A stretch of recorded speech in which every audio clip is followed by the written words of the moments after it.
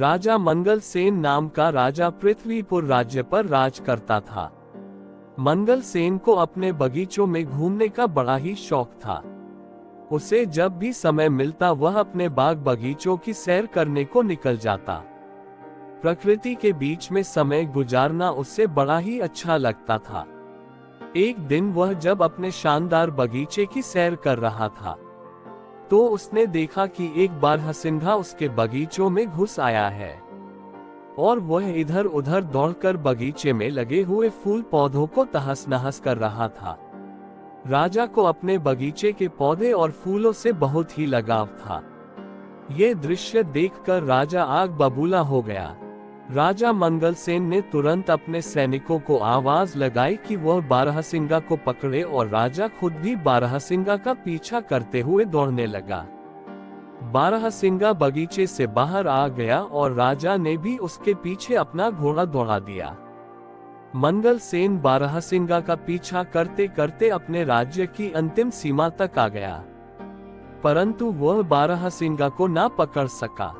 उछलता कूदता बारहसिंगा उसकी आंखों से ओझल हो गया। अब राजा मंगल सेन थक चुका था।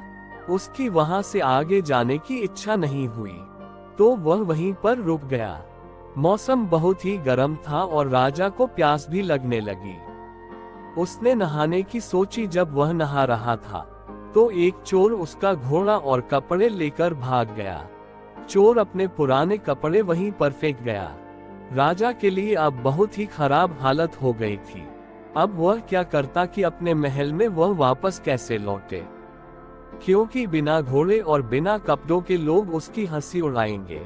राजा ने वहां पर पड़े हुए चोर के पुराने कपड़े पहन लिए और अपने पड़ोसी राज्य को घूमने के विचार से राज्य की सीमा को पार करके दूसरे राज्य में चला गया।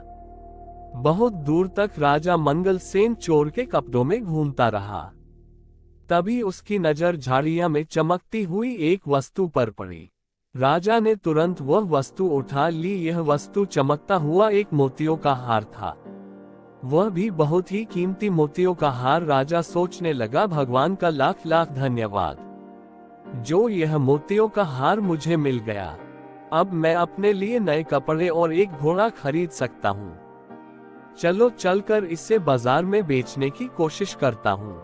चलते चलते वह पड़ोसी राज्य के बाजार में जा पहुंचा। वहां वह एक सुनार के पास गया और कहने लगा, सेठ जी, क्या तुम मुझसे एक मोतियों का हार खरीदोगे? मेरे पास बेचने के लिए एक कीमती हार है। मैं एक नदी पार कर रहा था तो मुझे वहां पर यह हार मिला। सुनार बोला, दिखाओ तो कैसा कीमती हार है। राजा मंगल सेन ने वह हार सुनार को दिखाया। हार को देखते ही सुनार चिल्ला पड़ा, अरे चोर, इसको तुमने कहां से चुराया? मैंने ऐसे ही 2 हार राजा साहब के लिए बनवाए थे, उसमें से एक पता नहीं कहां चला गया। जरूर तुमने ही यह चुराया होगा। चलो इसी समय राजा के दरबार में। मंगल सेन बोल, नहीं सेठ जी, ऐसी बातें मत करो, मैं चोर नहीं हूँ। मुझे तो यह हार पड़ा हुआ मिला था। परंतु सेठ ने उसकी एक न सुनी और तुरंत अपना नौकर भेजकर कोतवाल को बुला भेजा। मंगल सेन ने कोतवाल के सामने भी अपनी बेगुनाही की बात कही, मगर उसे पकड़कर महाराज के सामने हाजिर कर दिया गया। जब मंगल सेन को महाराज के दरबार में लाया गया तो सुनार ने महाराज के सामने अपनी शिकायत रखी और मंगल सेन को चोर बताया। राजा ने मंगल सेन का पक्ष सुने बिना ही कहा, क्योंकि यह सुनार हमारे राज्य का एक सम्मानित व्यापारी है तो इसकी बात एकदम सच्ची मानी जाएगी, जबकि यह आदमी हमें कोई घुसपैठिया मालूम पड़ता है, इसलिए इसे चोरी के अपराध में कारागार में डाल दिया जाए और ठीक 3 दिन के बाद इसके हाथ काट दिए जाएंगे। यही हमारे राज्य का कानून है। फैसला सुनकर मंगल सेन घबरा गया और दया की भीख मांगने लगा, परंतु किसी ने उसकी एक न सुनी और उसे कारागार में डाल दिया गया। इस राज्य का राजा जितना अन्याय था, उसकी रानी उतनी ही दयालु थी। जब रानी को ये सारी बात मालूम हुई तो उसने राजा से कहा, महाराज, आप इतना बेरहम हुक्म कैसे दे सकते हैं, जबकि इस मामले में कोई गवाह भी पेश नहीं किया गया और न ही आपने उससे अपराधी को अपना पक्ष रखने दिया। ये सुनार तो होते ही बदमाश है, आप तो जानते ही हैं कि यह पैसे के लिए कितना झूठ बोलते हैं और धोखा देते हैं। सच कहिए तो मुझे उससे आदमी की बात पर पूरा विश्वास है। राजा ने उसे डांटते हुए कहा, जुबान संभाल कर बात करो, तुम्हें राजकाज के मामलों में दखल देने का कोई हक नहीं है। रानी बोली, मैं चुप नहीं रहूंगी, कुछ दिनों से मैं दरबार में आपका खराब व्यवहार देख रही हूँ। आपके सलाहकार और मंत्री आपसे ना खुश हैं और आपकी जनता आपसे विद्रोह करने को तैयार है। अगर आप इसी रास्ते पर चलते रहे तो सारा राज्य बर्बाद हो जाएगा। रानी की बातें सुनकर महाराज का गुस्सा और भी भड़क गया, मानो आग में घी डाल दिया गया हो। उसने कहा, ठीक है, तुम्हें अगर उस आदमी से इतनी हमदर्दी है तो मैं तुम्हें उसी के पास पहुंचा देता हूं।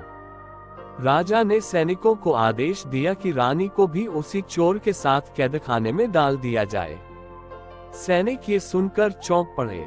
वह चाहते तो नहीं थे, परंतु राजा के हुक्म का पालन करना उनकी मजबूरी थी। सैनिकों ने रानी को मंगल सेन के साथ उसी कारागार में डाल दिया। मंगल सेन ने जब रानी को अपने कारागार में देखा तो आश्चर्यचकित रह गया। रानी ने उसे पूरी बात बताई। अब मंगल सेन और रानी दोनों को ही एक दूसरे से हमदर्दी हो गई थी। वह रात दोनों ने जागकर बिताई। कारागार के कुछ सैनिक रानी के वफादार थे, जबकि वह महाराज से नाखुश थे। अगली रात रानी अपने वफादार सैनिकों की मदद से मंगल सेन को साथ लेकर कारागार से फरार हो गई। दोनों भागकर राज्य से दूर एक जंगल में जा पहुंचे और झोपड़ी बनाकर वहां रहने लगे। मंगल सेन को कारागार में बहुत ही यातनाएं दी गई थी, जिसकी वजह से वह अस्वस्थ रहने लगा था। रानी ने उसकी बहुत ही सेवा की जब तक कि मंगल सेन ठीक नहीं हो गया। जल्दी ही रानी मंगल सेन को पसंद करने लगी। मंगल सेन भी रानी के प्यार का बदला प्यार से ही दिया और दोनों ने विवाह कर लिया। मंगल सेन जंगल से लकड़ियां काटकर बेचने लगा, जिससे कि वह अपना जीवन निर्वाह करने लगे थे। कुछ महीनों बाद मंगल सेन की पत्नी ने एक सुंदर बालक को जन्म दिया। एक दिन की बात है, जब मंगल सेन की पत्नी जंगल में कुछ फल तोड़ने गई हुई थी तो उसका पति और बच्चा सोए हुए थे। अपने बच्चों को वह मंगल सेन के निगरानी में छोड़ गई थी। घुटनों के बल चलते चलते बच्चा नजदीक के ही एक कुएं के पास जा पहुंचा और कुएं में गिर गया। जब मंगल सेन की आंख खुली तो बच्चे को वहां न पाकर वह बहुत ही दुख हुआ। वह तो बिल्कुल पागल सा ही हो गया था और चिल्ला चिल्ला कर रोने लगा। कहने लगा, लगता है कि मेरे बच्चे को किसी जंगली जानवर ने खा लिया है। अब मैं क्या करूं?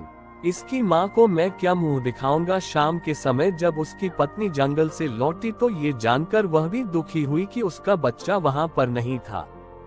पर वह एक बहुत ही बहादुर और समझदार स्त्री थी, इसलिए उसने खुद भी धीरज रखा और अपने पति को भी समझाया कि हमारी किस्मत में ऐसा ही लिखा हुआ था, आप दुख मत कीजिए। रात के समय मंगल सेन सो नहीं सका। वह अपने बच्चे के बारे में ही सोचता रहा और उसी को याद करता रहा। यह उसके लिए अच्छा ही हुआ कि वह सो ना पाया, क्योंकि रात के तीसरे पहर दो पक्षी उनके दरवाजे पर लगे हुए एक पेड़ पर आकर बैठ गए और आपस में बातें करने लगे। एक पक्षी ने कहा, दोस्त देखो दुनिया में कितनी मुश्किलें हैं। जरा देखो इस आदमी के साथ क्या हुआ। इसको अपना देश छोड़ना पड़ा और बेचारा दूसरे देश में भिखारी की तरह रह रहा है, जहां उसकी बड़े अन्यायपूर्ण ढंग से सजा दी गई और अब यह अपने सुंदर से बेटे के दुख में परेशान भी है। इसका बेटा कल दोपहर से ही इस कुएं में गिर गया था। दूसरा पक्षी बोला, इन बेचारे लोगों को क्या क्या परेशानियां उठानी पड़ी। क्या इनके लिए कुछ किया नहीं जा सकता? हाँ, किया जा सकता है। अगर मंगल सेन इस कुएं में कूद जाए तो वह आसानी से अपने बच्चों को बचा सकता हूँ, क्योंकि वह बच्चा अभी भी कुएं में जिंदा है। राजा मंगल सेन ने उन दोनों पक्षियों की बातें सुनी तो उसे सुनकर बड़ा ही आश्चर्य हुआ और खुशी भी हुई। जैसे ही सुबह हुई उसने अपनी पत्नी को जगाया और उससे रात वाली बात बताई और उसकी सलाह मांगी। रानी बोली, आप पक्षियों की बात मानकर कुएं में कूद जाए। राजा इस समय कुएं में कूद गया और उसने अपने बच्चों की जान बचा ली। इस घटना के कुछ दिनों बाद जब मंगल सेन और रानी सो रहे थे तो अचानक कुछ आवाज सुनकर वे चौंक गए। बाहर देखा तो कुछ सैनिकों ने उन्हें घेर रखा था। वह भय के मारे कांपने लगे कि शत्रु राजा ने उन्हें फिर से पकड़ने के लिए सैनिक भेजे हैं। परंतु तभी मंगल सेन का एक पुराना मंत्री उसके सामने आया और अपने राजा को प्रणाम करते हुए कहा, महाराज, आखिर हमने आपको ढूंढ ही लिया। उसे देखकर मंगल सेन बहुत ही खुश हुआ। तब मंत्री ने बताया कि उसने अपने गुप्तचरों की सहायता से मंगल सेन को ढूंढने में सफलता पाया है। उसने ये भी बताया कि उसके राज्य की जनता बेसब्री से मंगल सेन का इंतजार कर रही है। अब राजा अपनी पत्नी और बच्चे के साथ अपने राज्य वापस चला गया। मंगल सेन फिर से अपनी राजगद्दी पर बैठ गया और पहले की तरह ही राज करने लगा। गद्दी पर बैठते ही मंगल सेन सबसे पहले ये काम किया। उसने अपनी सेना को लेकर उस राजा के ऊपर चढ़ाई कर दी जिसने उसके साथ बुरा व्यवहार किया था। इस युद्ध में मंगल सेन जीत गया और वह दूसरा राजा हार गया। शत्रु राजा मंगल सेन से दया की भीख मांगने लगा। शत्रु राजा ने बताया कि इन दुष्ट सुनार की वजह से उसने मंगल सेन के साथ ऐसा व्यवहार किया था। अब वह उसको जाते ही सजा देगा। शत्रु राजा को गिड़गिड़ाता हुआ देखकर मंगल सेन को उस पर दया आ गई। मंगल सेन ने उसे माफ कर दिया और उसे छोड़ दिया। उसके बाद सारे राज्य में शांति और खुशहाली फैल गई। मंगल सेन अब अपनी पत्नी और बच्चे के साथ एक खुशहाल जीवन बिताने लगा। सारी प्रजा अपने राजा के साथ साथ नई रानी और उसके बच्चे को पाकर भी बहुत प्रसन्न थी।